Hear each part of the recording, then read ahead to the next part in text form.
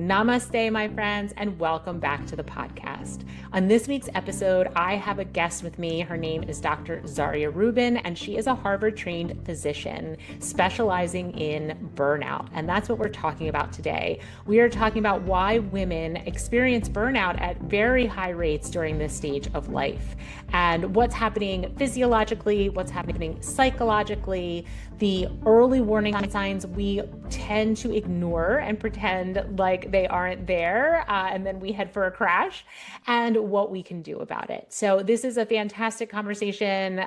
Dr. Zaria's energy is just lovely, and she takes down these really complicated, complex concepts, and she breaks them down into things that are easy to digest and understand and implement in your own life. So I think you're really going to get a lot out of this conversation.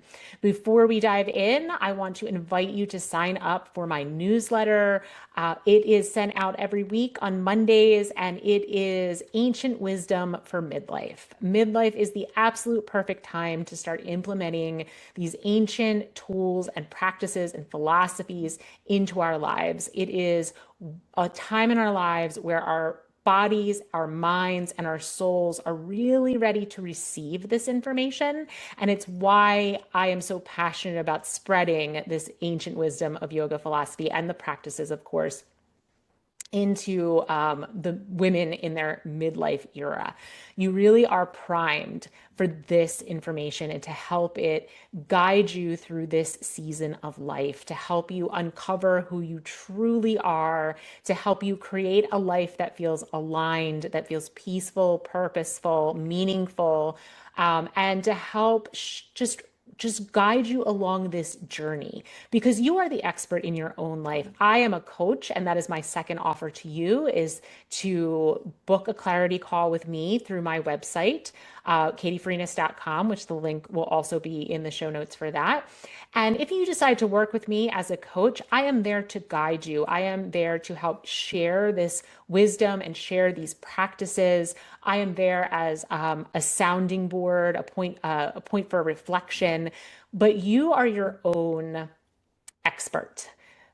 However, by the time we reach midlife, sometimes we forget that. We forget we are our own expert. We have spent so many years looking outside of us for answers and solutions, and to other people, to being the expert, that we forget that it's actually always been inside of us. And so my role as your coach is to simply help you remember that it's inside of you and help you to access it.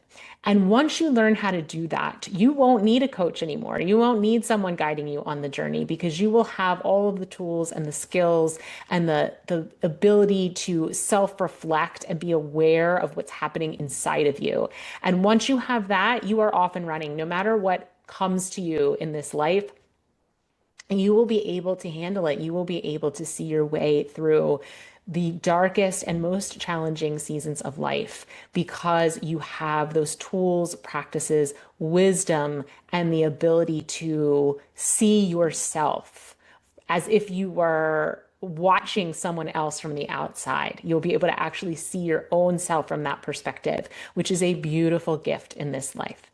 So those are my two offerings to you, and I hope you enjoy this episode. I will be back at the end. All right, Zaria, welcome to the show. Thank you for being here.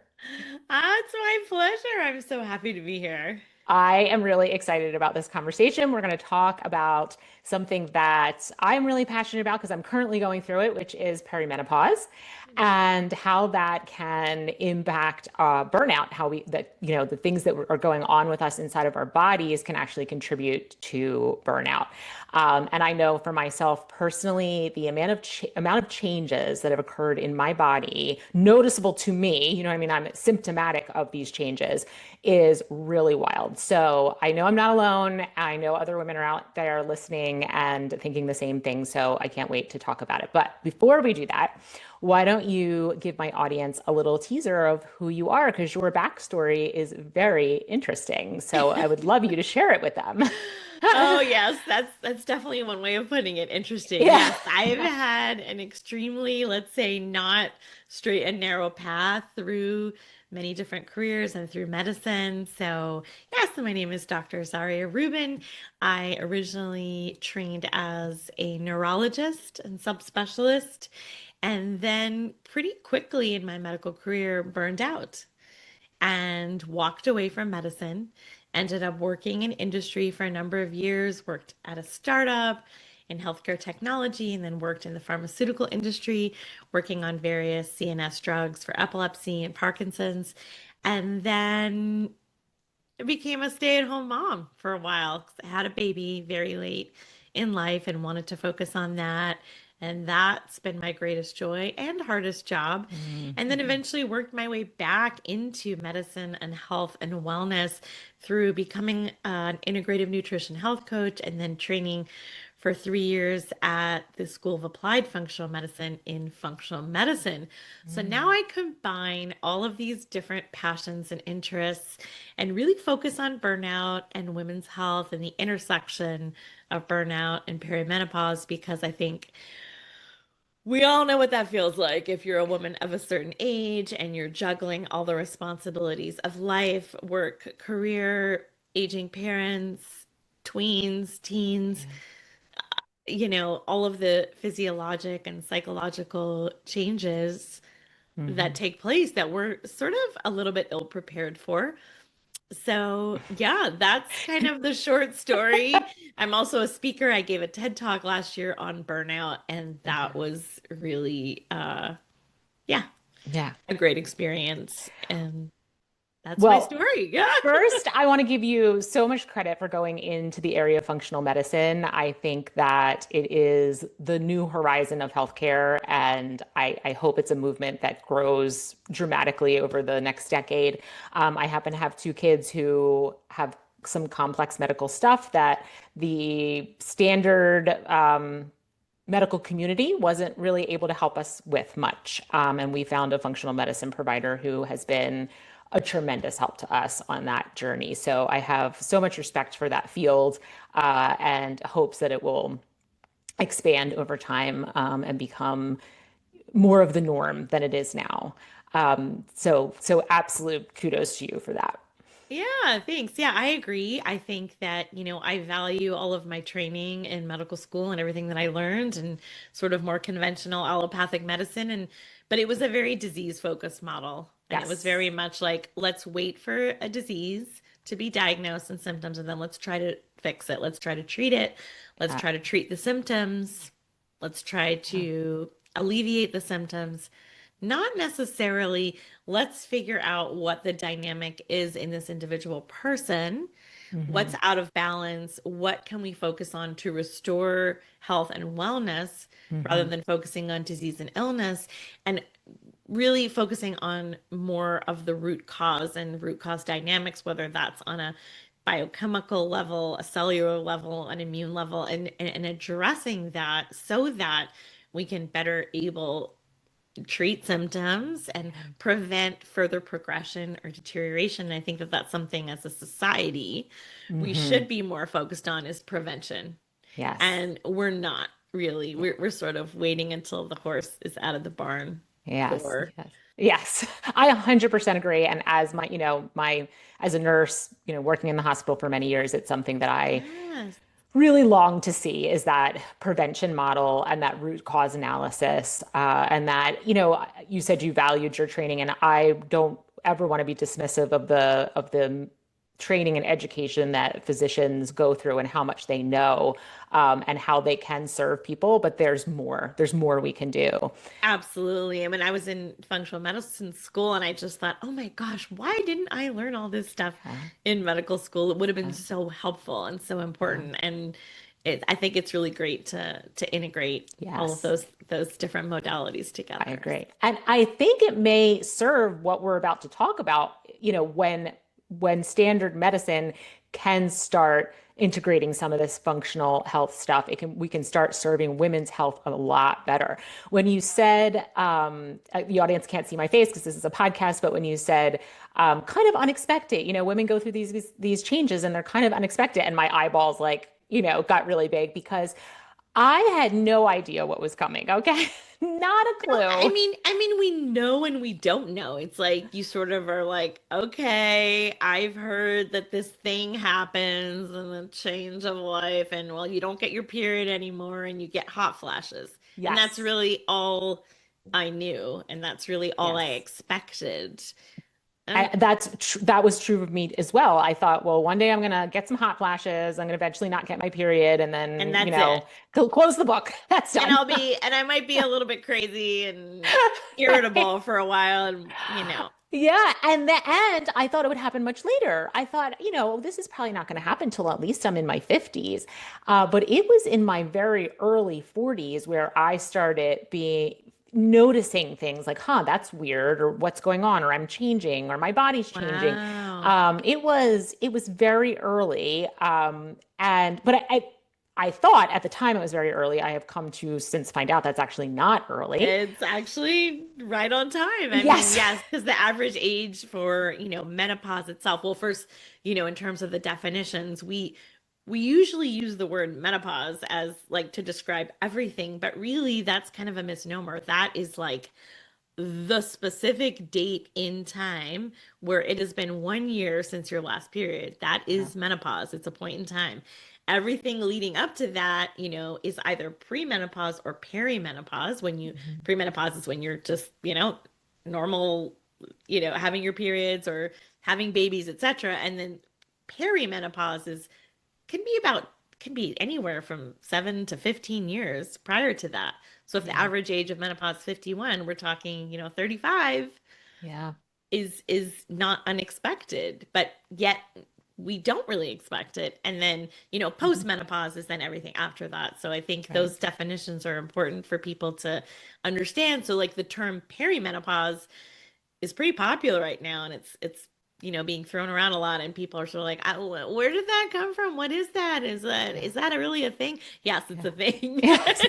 Yes. It is 100% a thing. And I was not prepared, and for me it Mm. was much later because I did have a baby in my 40s. So then I Right. kind of like everything got pushed a little bit later, I think. Okay. Or maybe I was experiencing perimenopause Yeah. and I just attributed it to all kinds of postpartum stuff. Who knows? Yeah. It was just a whole host of symptoms. I mean, it's pages and pages Yeah. of potential things because hormones affect pretty much every cell in your body. Yeah. I one time went to my gynecologist's office. I was sitting in the waiting room, and I picked up a pamphlet on menopause, and it basically showed how these hormones, estrogen and progesterone, impact every single organ system in the Yeah. body. Yeah. And at the time, I was not perimenopausal and I was not experiencing symptoms. And I was like, well, that's depressing. And I put it down. Yeah. I'm gonna throw that away Yeah, and pretend I never saw it. exactly. Does not apply. No. But then it did No. apply. And Yeah. it was really wild. And I have a lot of friends, women who are of similar age range to me, and they will be confused. They'll say, like, it's so weird. I keep getting these leg cramps. Like, I've never had leg cramps before. Or I don't know. Like, I used to be able to eat dairy. All of a sudden I can't eat dairy, or whatever this kind of random change is. And they're not attributing it to perimenopause. They're like Sure. running to doctors and thinking there's something else wrong with them. Yes. Yes. And then we kind of get on this hamster wheel of trying to figure out where symptoms are coming from, instead of Hmm. looking at them as a constellation of symptoms related to one thing, which is this perimenopausal Yeah. time period in our And lives. I mean, it really can really be anything almost. I mean, yeah, the Yeah. list is really long, and it is surprising, like some of the things like, itchy ears or, um, you I'm know, laughing because I have an itchy head. That's one of my symptoms.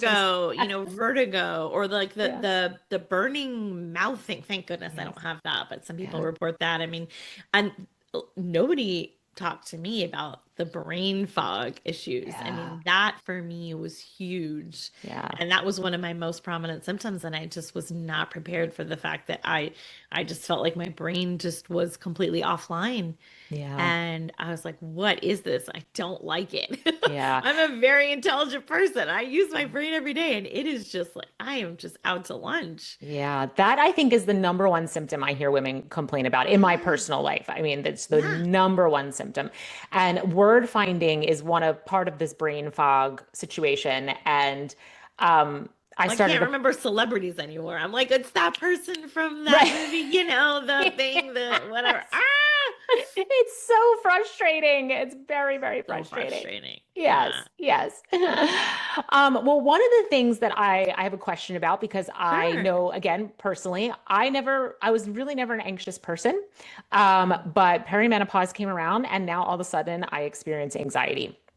And I'm wondering Yeah. if that is fairly typical and if that is related to the fact that women in this phase of life can often experience burnout partially because they are experiencing heightened levels of anxiety.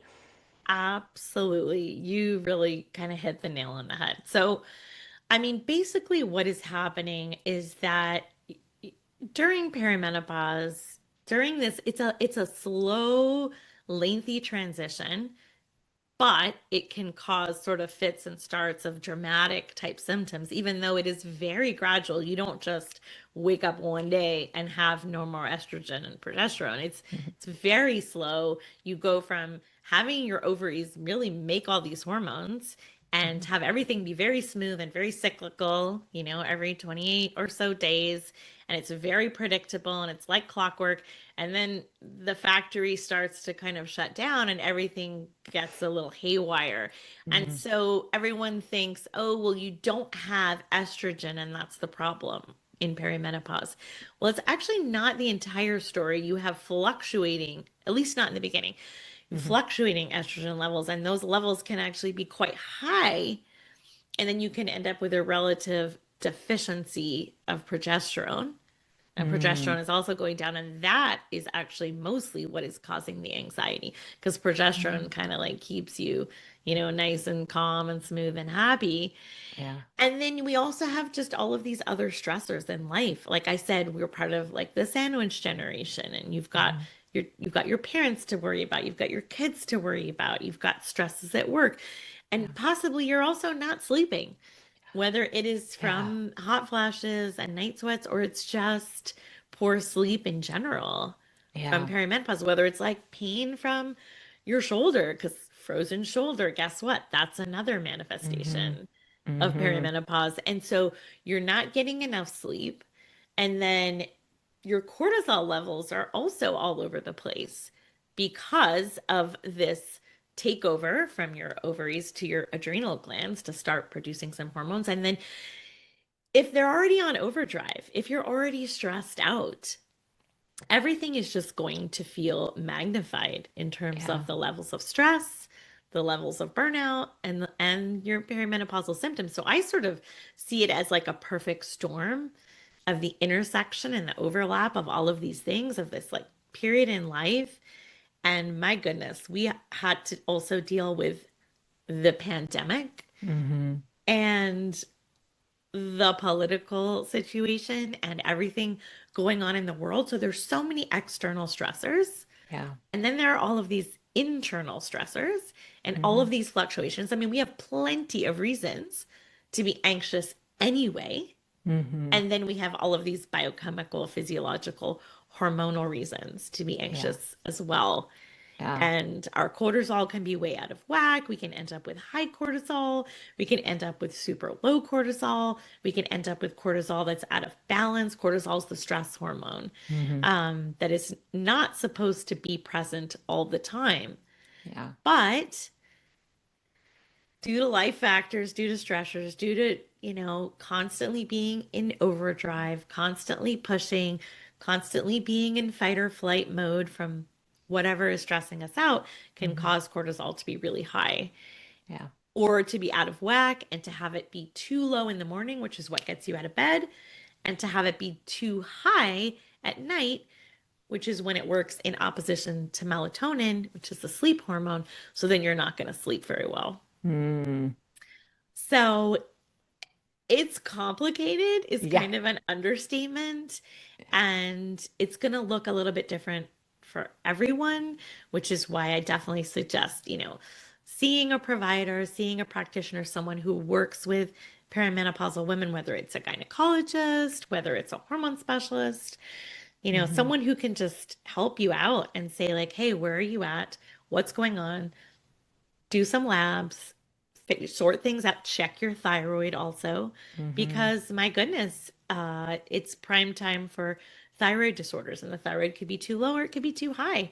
And Yeah. we know that hyperthyroidism causes anxiety as well.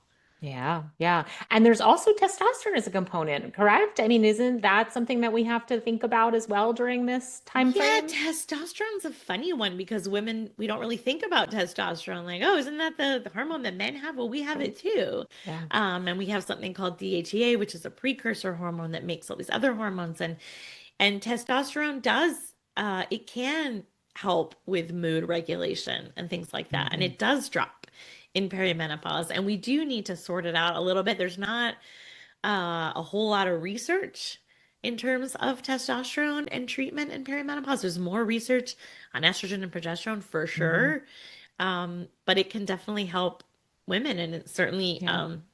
things like libido and Hmm. muscle mass and things like Hmm. that. Um, I've had a very strange journey with testosterone myself on a Hmm. personal level, and from a scientific standpoint, it's a little harder to sort out. But I was taking it for a while for, cognitive reasons, mood reasons, building muscle mass, etc. But I had terrible weight gain, and Hmm. I stopped it just on my own, just as an experiment, Hmm. and lost 10 pounds and was like, oh, well, that's interesting. Oh, that is interesting.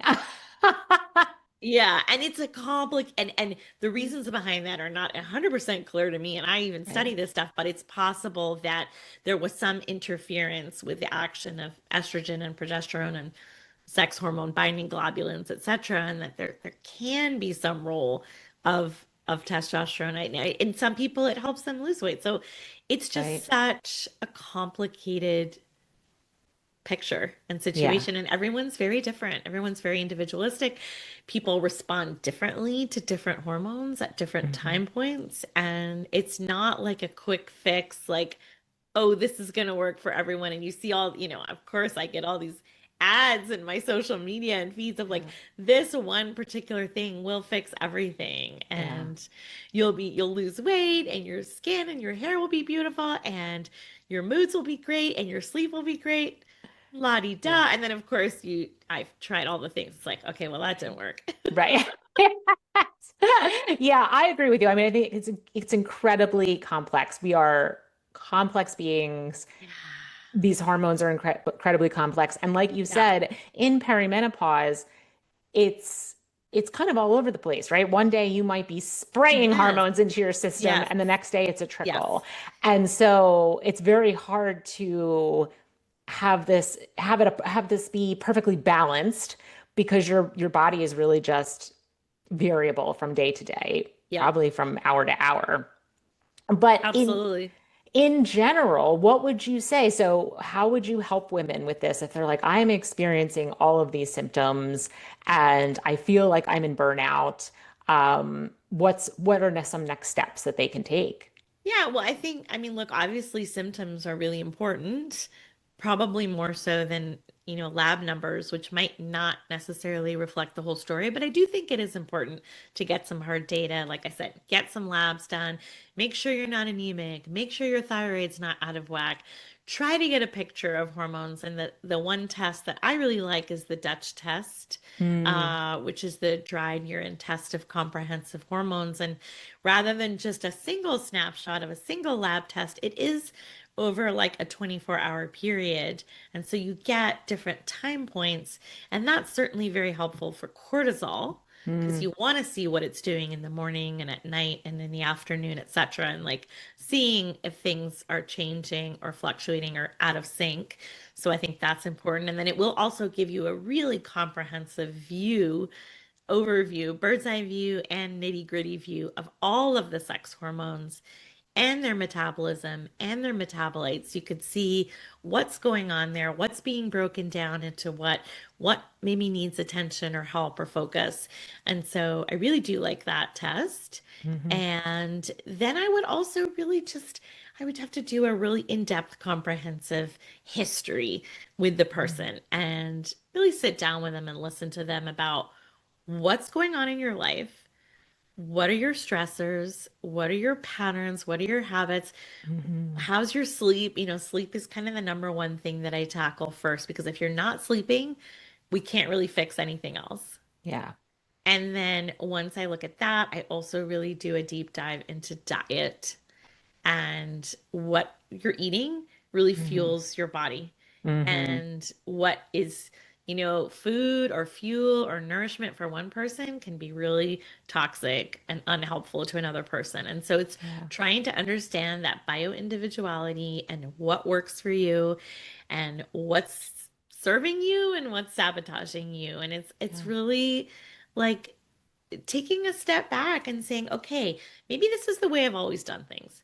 Maybe I've always eaten this and it's been fine and now it suddenly isn't. Or maybe I've always gotten by on 6 hours of sleep. And it's like perimenopause is this kind of like beautiful opportunity. It's an opportunity. It's the great midlife unraveling, Yeah. but it is also an opportunity to be like, okay, what got me here is not going to get me there. Yeah. And that is the same for like the hustle culture mentality, the pushing, the workaholism, the crazy hours and just do, be busy all Hmm. the time, be stressed out all the time. Like maybe we could pull that off in our 30s, but Hmm. in our 40s and 50s, our bodies just go, eh, Yeah. Yeah. not gonna do it anymore. I quit. I'm on strike. Yes. This is Yes. and speaking of which, also like alcohol, which is something Hmm. that women often turn to Yes. in perimenopause as a coping mechanism or during times of stress and Yeah. burnout. It's like, well, I just need a glass of wine to unwind, or maybe like two or three. Yeah. And then you realize that that stops working in perimenopause because Hmm. you just don't metabolize the alcohol as Yeah. well. And it interferes with the hormones and your liver and processing. And then all of a sudden you're like, I've had one drink and I wake up and I feel like crap. Hmm. And is this really worth it to me? Yeah. And the answer for me was no, it's not. And so I Mhm. had to basically give up drinking, which was a bit of a bummer because it was kind of nice to have a glass of wine here and there, but Yeah. you know, I've discovered mocktails, so Right. Oh, I love a good mocktail. I mean, yeah. I have not drank for a really long time because of migraine. Drinking always triggered migraines. And so Yes, I've been absolutely. sober. So they call it, I think is the term it's used, for 15 plus years. But many of my friends were continuing to drink, just as you mentioned, and they would say, they couldn't sleep after just one glass of wine. They'd spend the Yep. whole night in, Oh, either not sleeping or just like constantly waking up. well, it It, disrupts your sleep architecture. It interferes with REM sleep. It prevents you from like experiencing deeper stage four sleep. It's like it's a hot mess. And yeah, it yeah. just can't. Even coffee anymore. I used to be able to drink coffee, absolutely no problem. I could have a couple cups a day without any Oh my concern. gosh. Anything past one cup, and I am jumping out of my skin. I'm like a cat, Same. a clawing cat on the ceiling, who got scared. Like it's bad. Yeah, and for many years, I actually did cut out coffee altogether because Mm. it was so triggering for my anxiety. Oh And so yeah, I yeah. switched over to matcha, which is interesting because it has a lot of caffeine, but Mm. that caffeine, due to like the various compounds and the L-theanine and the things that are in matcha, it's just a little bit of a smoother delivery. So it's Mm. less peak and trough compared to coffee. But now I do enjoy one cup of coffee in the morning. Like you said, if I have any more than that, it's a complete disaster. Yeah. And won't do It's it not worth it, right? after noon, 1 o'clock. That's the cutoff period for When you're coffee. feeling like that, so when you, let's say you drink a cup of coffee or too much coffee and you're feeling that jumping out of your skin sensation, does that mean your cortisol levels are high, or it's not necessarily correlated like that? Not necessarily. It's just like caffeine is a stimulant. And Yeah. so, you're stimulated. Your heart rate goes up, your blood pressure goes up. You feel that antsy, anxious feeling. Hmm. And it's not comfortable and it's hard to get rid of it. Yeah. Um, it's yeah, I mean, I'd usually just like try to drink some water, try to go for a walk, try to meditate, try to like work it out of your system. But Yeah. Drinking a lot of water seems to help. I don't know if that's in my mind or not, but yep. it seems to help. Also drinking like certified mold-free coffee, I found has been a little bit like it must be a cleaner coffee. Oh. And my system seems to Yeah, tolerate it some a little people bit are better. very sensitive to that, especially people with, asthma or atopy or, possibly migraines. Hmm. Hmm. Um, those Yeah. some subset of conditions could be more sensitive to those triggers. I have been okay. I just get organic coffee and I've been Okay. okay with that. I did drink decaf for a while, but I was like, what's the point? It's Right. not it's This is not no fun. it's Yeah. not really doing anything. And then there was like, oh, well, the processing of the decaffeination is Right. there's always something to worry about. There So is. There is. yeah. There Yeah. is. Well, do you work with your clients? Because a lot of what we're talking about, this kind of anxious feeling, the burnout, these, sleep and maybe, trouble with sleeping, all of this, when I hear all these things, I think about nervous system regulation and how important that is at this phase of our Yes. lives. Uh, Oh, so so talk to important. us about that. Yeah. So, like I said, I mean, our nervous system is sort of always in balance between the sympathetic and parasympathetic system. And the sympathetic, I think people are familiar with that. It's the fight or flight, freeze, I'm being chased by a saber-toothed tiger kind of thing. And the parasympathetic is the rest, digest, calm, you know, nervous branch of the nervous system powered by the vagus nerve. And that's really where we're supposed to live. Like, Mhm. we're not supposed to live in the sympathetic overdrive mode. However, just given the wonders of technology and modern life, and I'm holding up my cell phone right now, it's like we are constantly bombarded by all sorts of stimuli that trigger us. Mhm. And so I joke that like your nervous system does not know the difference between being chased by an actual saber-toothed tiger and reading some terrible, aggressive comments Mhm. online. Mhm. Doesn't know the difference.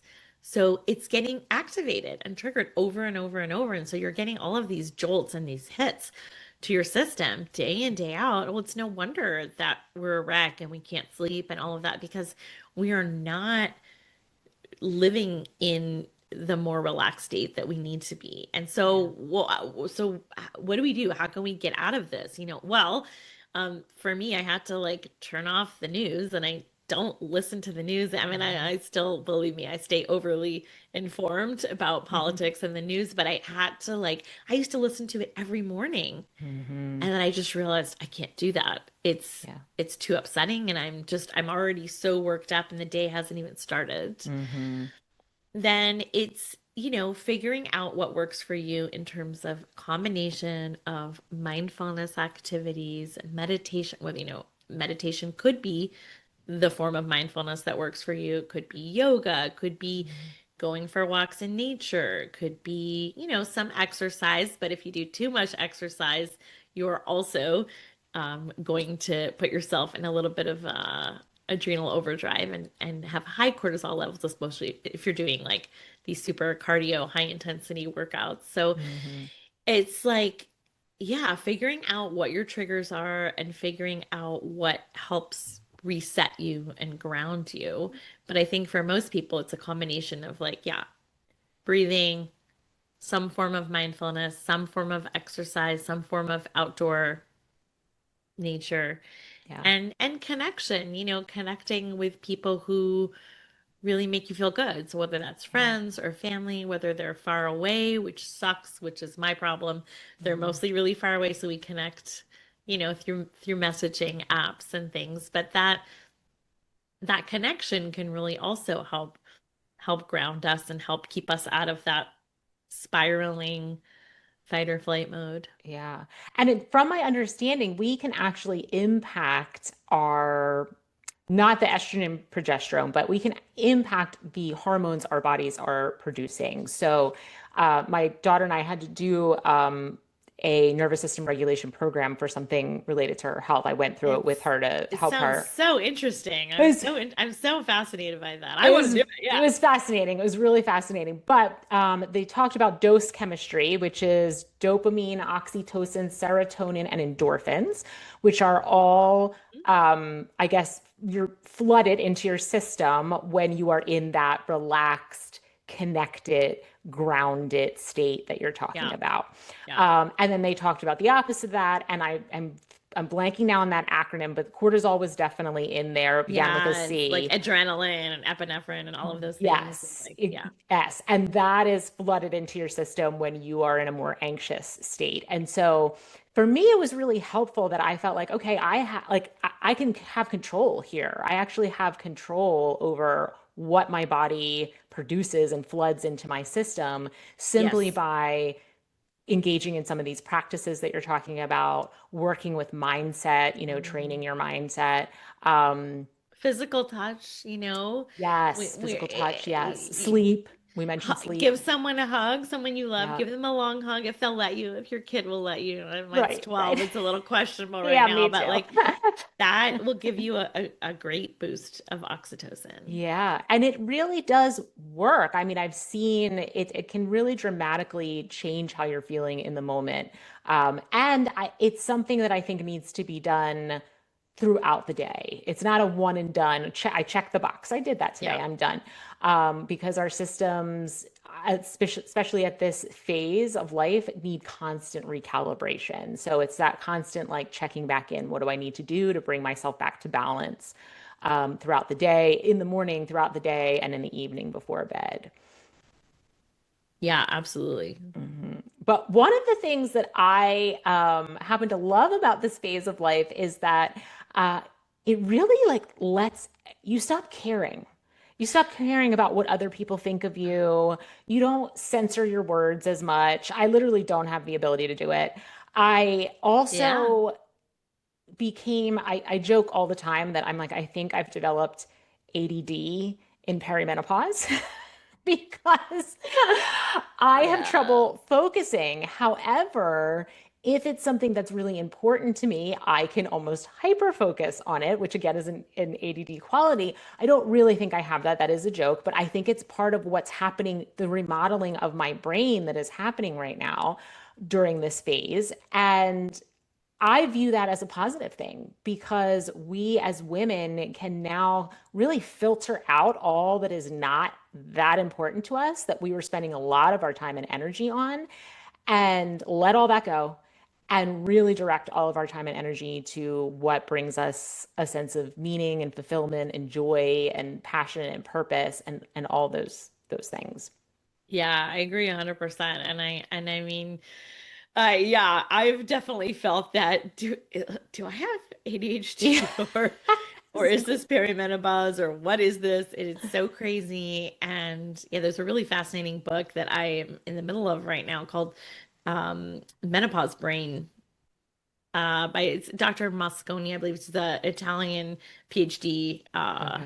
researcher, and it's all about the brain and menopause and all of the changes that we undergo and the remodeling, like you said, and then eventually, supposedly, things do settle out over time. So I'm still waiting for that to happen. Yeah, that's what they say. I know. I'm waiting. We'll see. We'll see. I'll report back. But yeah, I mean, and I do think it's a great opportunity. Like if you are at a turning point in your life, like Like I always say, I have a podcast about burnout. It's called Outsmart Burnout. It's on all the Mhm. podcast platforms. But at the end of every episode, I say, burnout is not your destiny, it's your wake up call. Mhm. And I really believe that it is a message that is being sent to you that like, hey, my life is not working the Yeah. way it is currently. Something has to change Yeah. or I am just gonna, I'm burned out. Like it's already at the point where, or if you're heading towards burnout, you could Yeah. maybe head things off at the pass, but I can't, this just can't continue the way it is. Something has to change.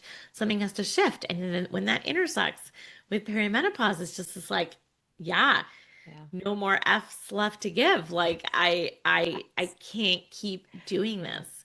Yeah. It's the definition of insanity of doing the same Mhm. thing over and over again and expecting different results. It's like something has to change Yep. and I have to change. I have to do things differently. I have to figure out what truly matters to me and what works for me. And if that means changing jobs, changing careers, it's scary Yeah. and yet it's sometimes necessary. Yeah, no, it is scary, and I understand how people could feel scary because change is scary and the unknown is Yeah. scary. Yeah. But you do hit a point where it's something has to give, or else my health is probably going to give, right? Right. That's what's going to give. It's my Yeah, physical and mental health. And those are things that I wasn't willing to sacrifice, you yeah, know? right. Um, yeah, And when I first burned out, I was in my mid to late 30s. I was 35-ish. And so it was probably right on the cusp of things starting to shift yeah, hormonally. And I was just like, I can't do this anymore. This is hmm just, system is going to break. It's going to fall apart. yeah. What are some early signs of burnout if people are like, you know what, am I in burnout? Is this burnout? When Yeah. they haven't really hit that point where they're like, it's very obvious. But if they're Yeah. in the earlier phases, Yeah. what are some things they might be experiencing? Yeah, well, I always think of burnout as like the frog in the boiling water Hmm. analogy. So, when you take a frog and you put it in a pot of boiling water, what's it gonna do?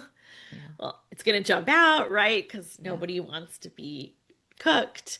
However, if you take the same frog and you put it in a nice, comfortable room temperature pot of water and you slowly turn up the heat 1 degree at a time, Hmm. it's probably not going to notice and Hmm. it's going to boil. Hmm. And so that's often how I see burnout and how I conceive of it for myself and for other people. It's like we can get used to so much and we can rationalize and justify so much and just let things go and ignore things. I also say, like, we ignore the check engine light Yeah, that is constantly flashing on and then it goes off. Like, it might flash on and then it'll go away, and you're like, oh, okay, yeah, that was probably nothing. I'm gonna just right. ignore that. And then it flashes and then it's like, and then it stays lit and it doesn't go away. And you're like, gosh, well, that's really annoying. Maybe if I just like put some duct tape and cover it up, then that stupid light won't bother me anymore. Well, Right. Yeah. those are all like little messages and warning signs. But on a more, practical, concrete level, there are three hallmarks of burnout according to the research and the definitions by the people who coined the term back in the 1970s. It was Dr. Herbert Freudenberger and Dr. Christina Maslach. There were two kind of pioneers of burnout. They were working separately, but around the same time. And the three hallmarks of burnout are number one, exhaustion. Mm. So that's really common. And it's a common feature of perimenopause too, to feel really Hmm.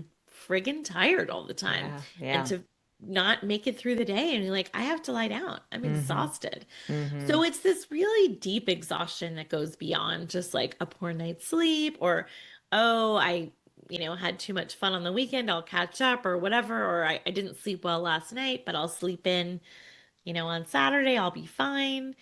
It's more than that. It's like a very deep bone tiredness where you feel like you just like can't get out of bed in the morning. Yeah. And you just don't want to and you physically can't. Mm-hmm. So that's the first component to look for.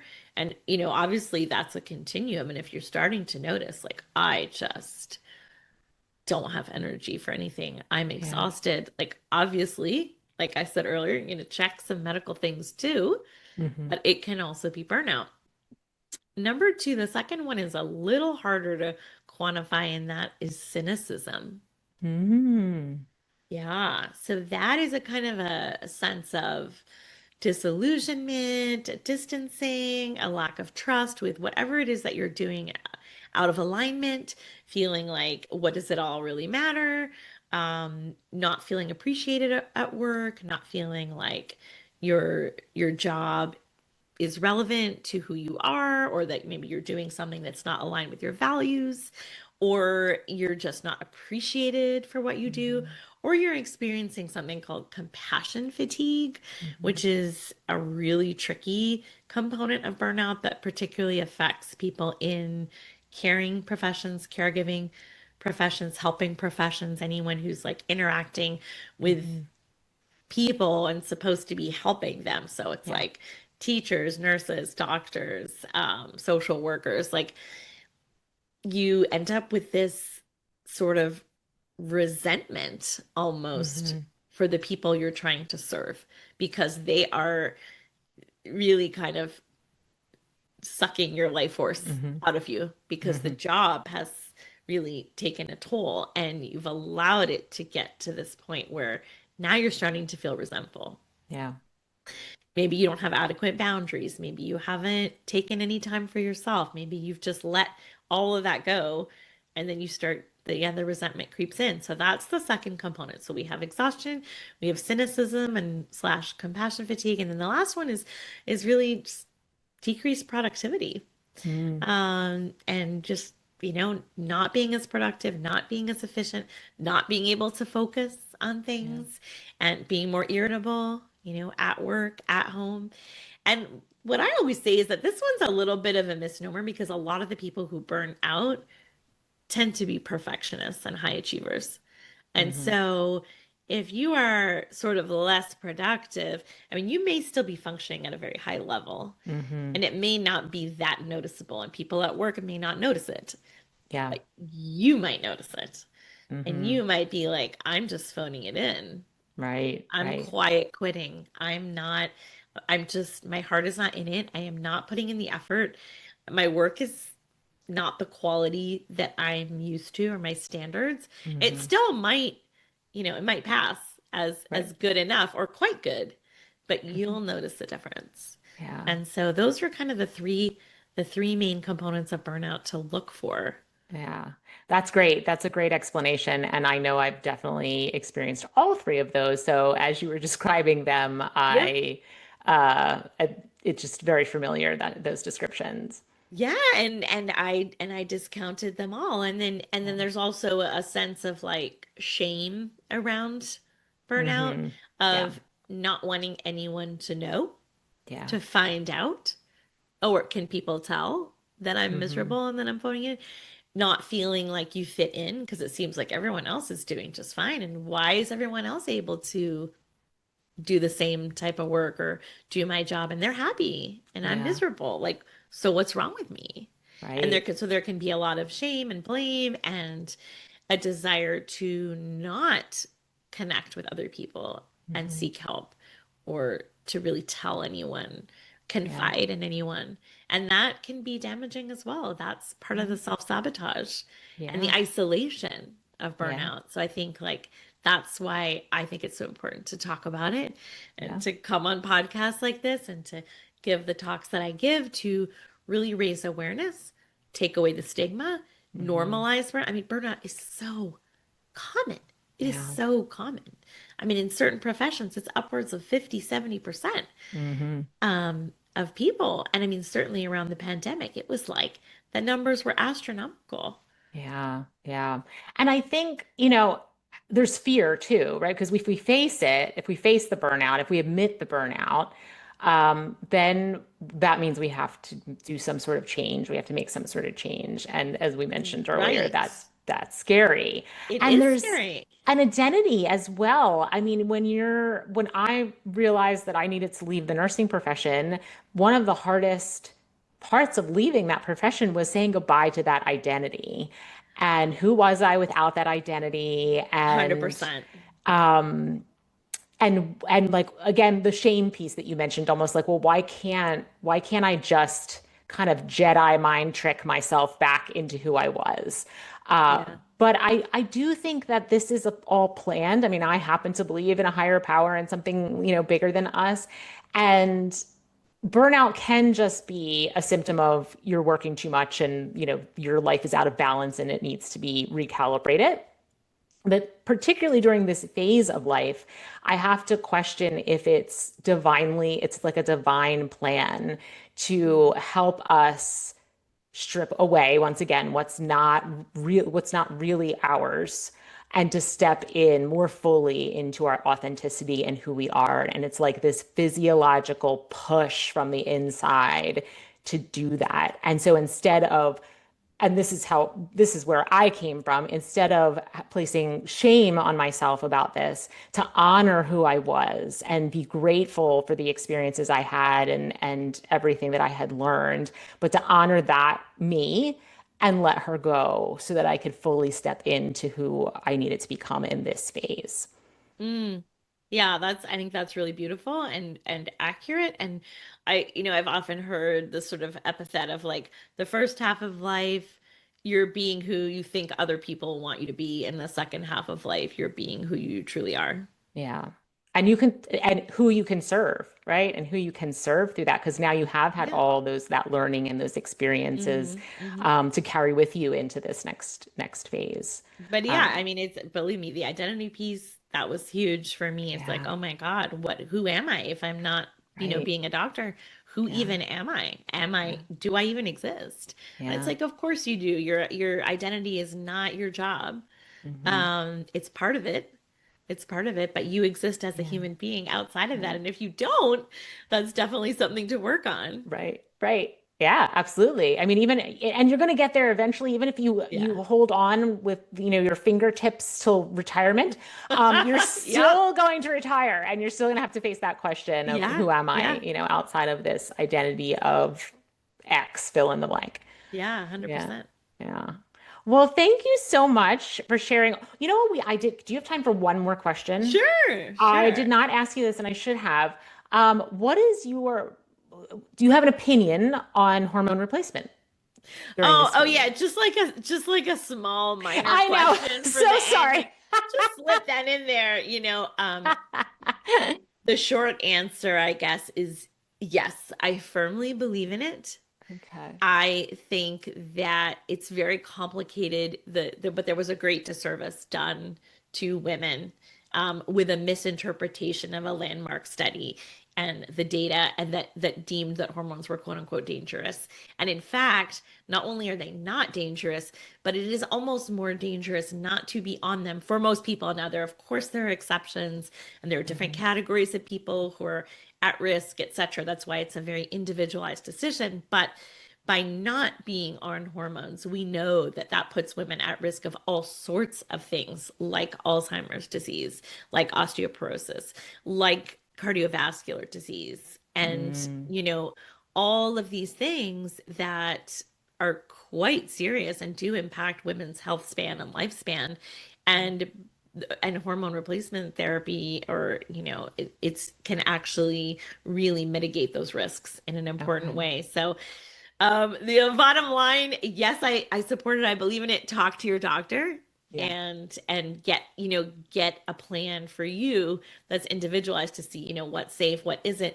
It's all sorts of different factors. Do you have a uterus? Do you not, etc. So Yeah. it's an individualized plan, but it's something that, yeah, it's an area too that I want to definitely get more training in and Mhm. research and focus on so that I can better serve women at this Yeah. stage of life, because I think it's just an underserved area.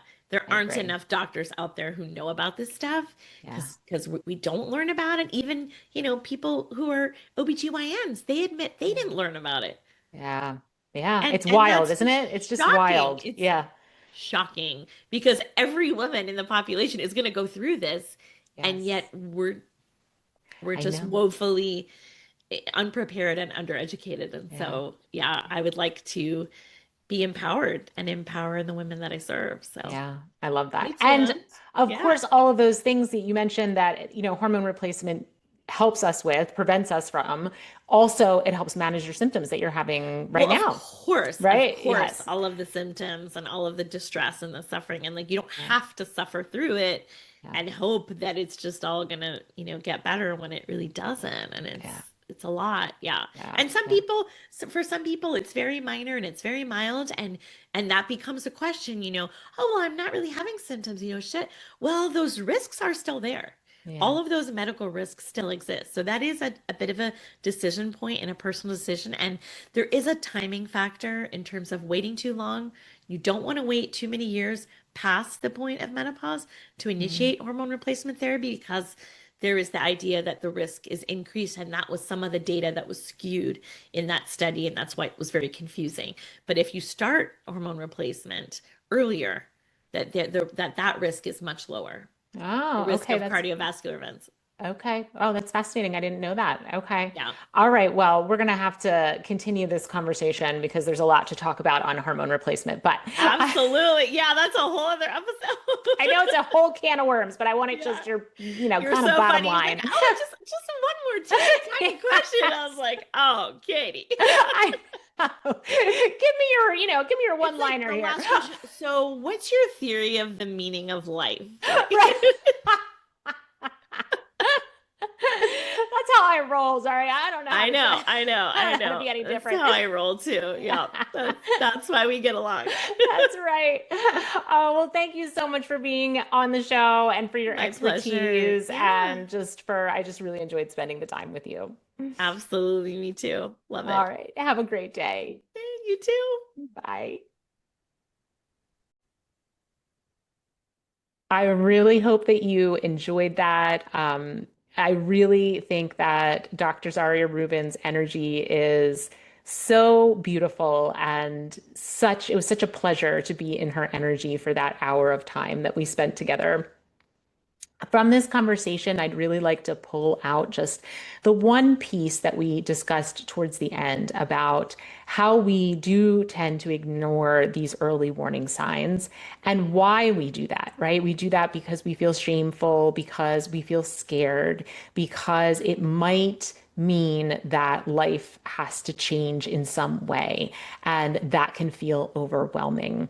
And no one understands that better than I do. I completely upended my life just like Dr. Zaria did. We both went through this journey of completely dismantling our lives and creating new lives that were more aligned with what our bodies, our minds, and our souls needed. And if that's you, if you're feeling those early warning signs of burnout, you know that you need change, but you're scared and you're not sure exactly which way to turn, then book that clarity call with me. As I said at the top of the hour, you are your own expert, but sometimes we need someone to help us guide our way in, not our way out, right? Not the answers that come about what you should do with your job or what you should do with your relationship or what you should do with your finances, but someone who helps guide you inward, brings you home to yourself so that you can access those answers that already exist inside of you. And that is my role. My role is not as the expert, it is a gentle guide, bringing you home to yourself so that forever you have what you need to answer all the questions that may arise in this journey of life. All right, my friends, I will talk to you next week. As always, reach out to me, comments, questions, concerns, suggestions. I love them all. And until then, I hope you have a beautiful, beautiful week.